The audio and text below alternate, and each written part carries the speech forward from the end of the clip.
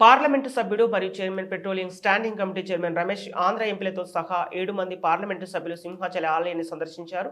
వీరికి ఆలయ కార్యనిర్వహణాధికారి ఎస్ శ్రీనివాసమూర్తి, ఆలయ అర్చకులు శ్రీనివాసాచార్యులు స్వాగతం పలికారు.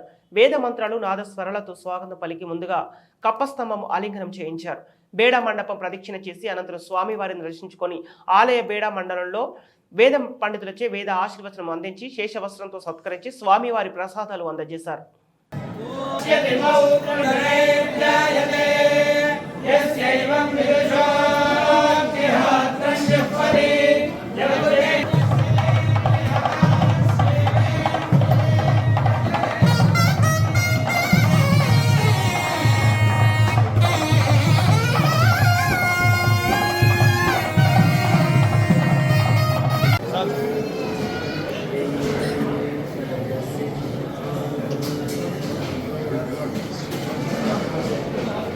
శ్రీనాథ్ కొంచెం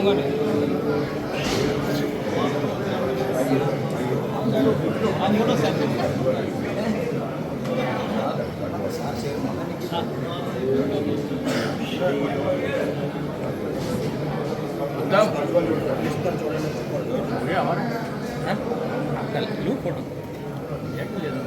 नीली है नीली